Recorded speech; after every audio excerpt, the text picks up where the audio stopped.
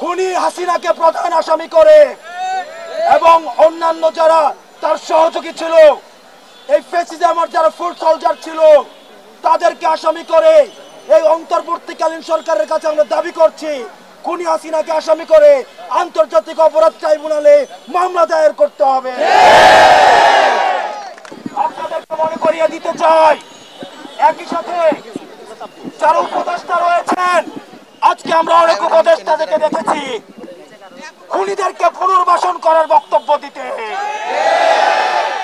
আমরা সেই সব উপদেষ্টাদেরকে মনে করিয়ে দিতে চাই, ছাত্র জনতার অভ্যুত্থানের মধ্য দিয়ে আপনি উপদেষ্টা হয়েছেন। সুতরাং যখন কোন বক্তব্য দিবেন, আপনার সামনে যেন 5ই আগস্টের গণভবনের চিত্রটা মাথায় থাকে, আপনার সামনে যেন 5ই আগস্টের পার্লামেন্টের চিত্রটা মাথায় থাকে। যারা স্বৈরাচারকে পুনর্বাসন করতে চায়, হাসিনাকে পুনর্বাসনের মতো বক্তব্য দিতে চায়, আমরা যেভাবে তাদেরকে উপদেষ্টা বানিয়েছি ঠিক একইভাবে গদি থেকে ছুড়ে নামাতে আমরা দ্বিধা করব। আজকের এই মঞ্চ থেকে আমি 3টি দাবি জানাতে চাই। 1 নম্বরে, যারা খুনিদেরকে পুনর্বাসন করার জন্য ব্যাকস্টেজে মেকানিজম করছেন, আপনাদের এই প্লটিং এর আমরা 20 দাঁত ভেঙে দিব।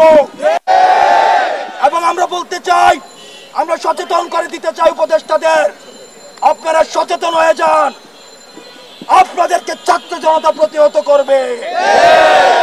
সুতরাং খুনিদেরকে পুনর্বাসন করার কোন ধরনের চিন্তা আপনারা করবেন না।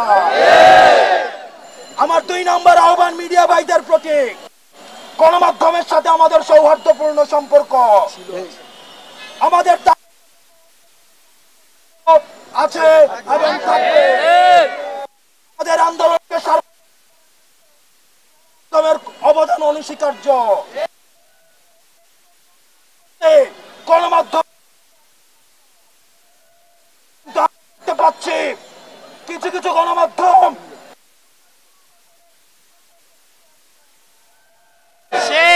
আমরা আপনাদেরকে হুঁশিয়ার করে দিতে চাই, আমরা আপনাদেরকে আহ্বান করতে চাই, আপনারা জনতার কাতারে নেমে আসুন।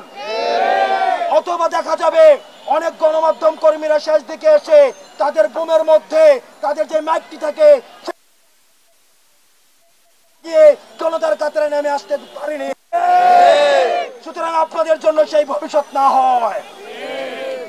সর্বশেষ বলতে চাই, আন্তর্জাতিক অপরাধ ট্রাইব্যুনালে খুনি হাসিনাকে প্রধান আসামি করে এবং অন্যান্য যারা তার সহযোগী ছিল, এই ফ্যাসিজমের যারা ফুট সোলজার ছিল, তাদেরকে আসামি করে এই অন্তর্বর্তীকালীন সরকারের কাছে আমরা দাবি করছি খুনি হাসিনাকে আসামি করে আন্তর্জাতিক অপরাধ ট্রাইব্যুনালে মামলা দায়ের করতে হবে।